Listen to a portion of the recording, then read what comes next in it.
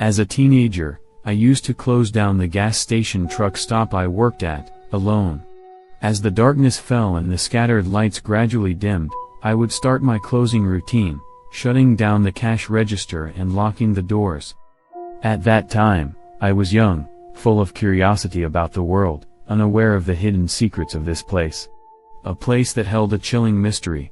My boss, he appeared to be an ordinary man, slightly aloof but always polite, a middle-aged man. He would suddenly show up around 11 p.m., a time when most people should be at home with their families, and act as if the late-night visit was not eerie at all. One night, as I was closing up and preparing to leave, a shiver ran down my spine as if someone was watching me from the shadows. I turned around but saw only darkness. Young and assuming it was my imagination, I continued with my work. However, as I closed the cash register again, I felt a gentle tap on my shoulder. Startled, I turned around to find my boss standing there. His face was expressionless, like a blank sheet of paper. He asked, "Everything going smoothly?" I nodded, my lips dry.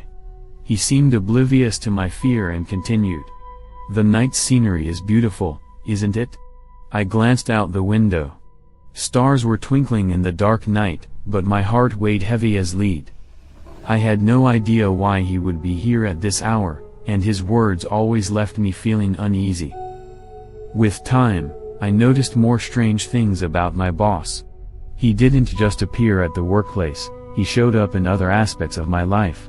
He even attended my high school graduation, sitting in the audience with his wife, watching the ceremony. I had saved his and his wife's phone numbers in my phone, but I had never called them. Then, one day, I came across a shocking news article. In an old newspaper, there was a report about a prostitute who had been tortured and stabbed to death in '94. Her murder had been a cold case, with no leads or evidence until recently when DNA and modern science helped the police reopen the investigation. What shocked me was that my boss was accused of being the killer. His DNA had been found at the crime scene. How could I believe that I had worked under the same roof as a murderer, let alone sat next to him at a significant event? I felt disgusted and terrified, swiftly deleting his and his wife's phone numbers, but I knew this would be something I couldn't easily forget. I began to recollect the strange incidents at the gas station, his sudden appearances, his calm demeanor, and his words, all of which sent chills down my spine. And now, he was on trial, potentially facing a life sentence. I didn't know if he was truly guilty, but all of this made me question human nature deeply. Every night, as darkness fell, I felt a sense of unease as if something were watching me from the shadows, waiting for the right moment to reveal itself. I tried to avoid going out alone at night, especially to the gas station. Still, the feeling of insecurity persisted, reminding me of the haunting gas station and my boss's presence. I attempted to confide in friends, but they dismissed me as overly nervous, thinking I was just paranoid. No one believed that a seemingly normal boss could have such a dark past. I began to feel isolated and misunderstood, burying the secret deep within me. However, the nightmares of the night continued. I often saw my boss's face in my dreams, his eyes empty and cold, as if mocking my fear. When I woke up, my sheets were soaked in sweat, and my heart raced. On my last day work at the gas station, I discovered an old diary in the basement. The cover was yellowed but still identifiable. It was my boss's diary, documenting his life and thoughts when he was young. I couldn't resist flipping through some pages, discovering disturbing content. He had written, "The night is my friend, only in the darkness do I feel free." This sentence sent shivers down my spine, as if it revealed the darkness deep within him. The diary was filled with a morbid fascination with death and descriptions of stabbing, making me nauseous. I didn't know if it was his fantasies or just foolish words from his youth. But it was enough to strengthen my belief that he might be connected to the prostitute's death. I felt trapped, not knowing how to face it all. The day of the trial finally arrived, and I was summoned as a witness. Standing in the courtroom, I felt immense pressure, as I was the only one who knew about my boss's peculiar behavior.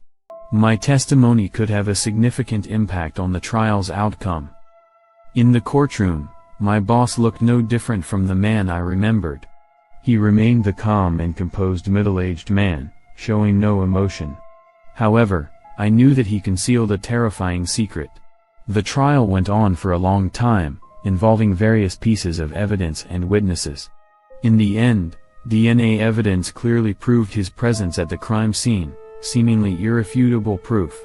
I was asked to state everything I knew about my boss. As I stood in the courtroom, recalling those horrifying experiences, I felt a profound fear. I recounted my boss's strange behavior, his numerous late-night appearances, and the suspicious content in his diary. My voice trembled, but I knew I had to go on. On the final day of the trial, the jury delivered the verdict. My boss was found guilty and sentenced to life imprisonment.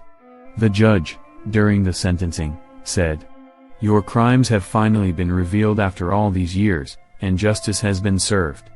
I felt a tremendous sense of relief, but at the same time, an intense unease lingered. I tried to forget that terrifying experience, but it remains etched in my memory, like an indelible scar. I can never forget the man known as the boss. His coldness, and his horrifying secret that has left a deep mark on my soul. The night when I was working at the hospital, my colleague and I were sitting in the basement office next to the morgue. The lighting was dim, and the office was silent, with only the two of us processing hospital documents. The hospital's main entrance had already been closed, and only sporadic footsteps and distant hospital noises could be heard. Suddenly, footsteps echoed up the stairs, drawing our attention. We looked up to see a stranger standing at the office doorway.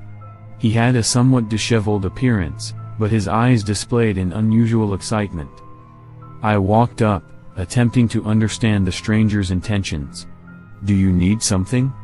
The hospital is closed, and this area is off limits." The stranger smiled, revealing yellow teeth, and his voice had a hoarse quality. "I just need a place where I won't be disturbed to say goodbye to a friend." My colleague Lily, standing nearby, furrowed her brow. She could clearly sense something unusual about the stranger. She whispered to me, "Must be a freak." I nodded and told the stranger firmly, "I'm sorry, but we can't allow you to enter here. But we can assist you with your friend's matter." "What is the name of your friend?" However, the stranger shook his head, with a trace of anxiety in his eyes. "No, I need some time alone. I'm willing to pay a fee if you let me spend an hour alone in the morgue." Lily and I exchanged glances, both of us realizing how bizarre this request was. Lily firmly stated, "I'm sorry, no matter how much you're willing to pay, we cannot permit you to enter the morgue. Please leave the hospital now." The stranger appeared stunned for a moment and then flashed a sly smile. "Are you really unwilling to help me? I can give you a lot of money." I shook my head decisively. "Regardless, we cannot agree to your request. Please leave the hospital."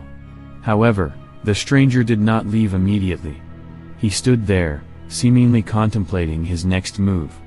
His gaze became even stranger, unsettling both Lily and me. Just then, the hospital security arrived. They had been monitoring the situation from the surveillance room. One of the security guy told the stranger, "Sir, you need to leave this place. We cannot allow you to enter the morgue." Upon hearing the guard's words, the stranger's face contorted further, and he seemed angry at being unable to carry out his plan. Eventually, he had no choice but to leave the hospital, but as he departed, his eyes still bore a grudge. The security later told me and Lily that this stranger was not the first to attempt to enter the morgue. He had come to the hospital multiple times, attempting to be alone with the deceased, but had been promptly stopped each time. The hospital had reported his actions to the police and conducted an investigation into him. Lily and I both breathed a sigh of relief, understanding that we had just averted a potentially dangerous situation. The timely intervention of the security had safeguarded the hospital's safety. However, This experience left me deeply unsettled. I couldn't help but ponder why the stranger was so determined to access the morgue, to the extent of offering money. That night, as I continued with my hospital duties, a sense of unease lingered within me. I understood that working in a hospital could lead to unexpected encounters with individuals with questionable motives, and this experience had made me even more vigilant. Working late-night shifts at Home Depot had become mundane for me. On that particular night, my coworker, John, and I were sorting through scattered insulation materials, even though closing time was approaching. We chatted and laughed. Despite being in the vast warehouse, it had become routine. However, that night was destined to be anything but ordinary. I was focused on dealing with a pile of jumbled insulation when suddenly, a hand emerged from the chaotic heap. I froze, thinking it might be a trick of my imagination. However, I quickly realized it was all too real. "Oh my God!" I exclaimed, dropping my tools to the ground. My coworker, John, an older man, jumped in shock and quickly turned to see what had alarmed me. His face turned pale. We both stared at the hand that had abruptly appeared. It was a dirty hand with long crooked nails. Fear washed over us, and we both took a few steps back in terror. Our faces were etched with shock. The hand remained there, eerily extending from the pile, like that of a deceased person. Then, we heard a voice. A deep, raspy voice that seemed to come from the depths of hell. It spoke, although its words were hoarse and barely intelligible. "Don't be afraid, I just want a place to stay," the voice said. John and I exchanged glances, and despite our lingering fear, we sensed a despair in the voice. "Who are you? Why are you hiding here?" I asked. "I have nowhere to go, no home," the voice replied. John and I cautiously approached the hand, discovering that it belonged to a person hidden within the insulation pile. The man wore tattered clothing, had long, disheveled hair, and a face covered in grime. "What is your name?" I attempted to establish a conversation with him. "David," he replied, the voice carrying a bitter hint of a smile. John and I exchanged another glance, and decided to help David. We brought him food and warm water. He ate the food like he had been starving for ages.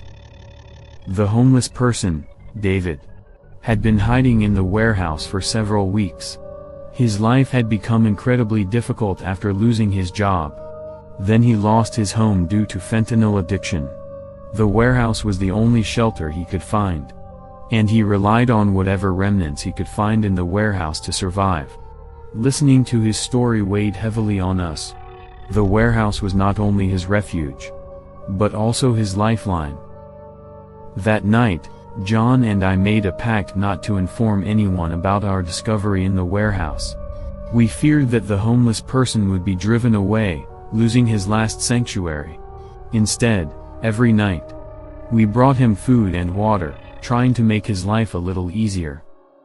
However, despite our goodwill, the warehouse's horror story was far from over. The homeless person shared that he had heard strange sounds emanating from the warehouse at night. A muffled, gloomy whisper that seemed to originate from the depths of the warehouse. John and I didn't believe in such ghost stories. But we decided to stay one night to investigate the source of the sounds. Armed with flashlights, we cautiously explored the warehouse. In one corner of the warehouse, we discovered a small door leading to a decrepit basement. The door was covered in dust, indicating it hadn't been opened in a long time. We opened it and ventured into the basement. The basement had an eerie atmosphere. Our flashlight beam scanned rows of items, some of which seemed to belong to the store, and others that appeared entirely out of place. There were stacks of worn-out dolls, clearly remnants of unsold goods from the store's toy section. The dolls had faded paint and missing limbs, giving them a haunting appearance. Next to the dolls were rows of old books, their pages yellowed with age. These books looked like they had been here for decades, and their titles and content were obscure. as if they belonged to a long-forgotten era of literature. Just as we were confused, suddenly, a voice echoed behind us, like someone growling softly. We swiftly turned around, shining our flashlight beams toward the source of the voice. In that moment, we saw a blurry figure standing not far away. It was a person, but the face was indistinct.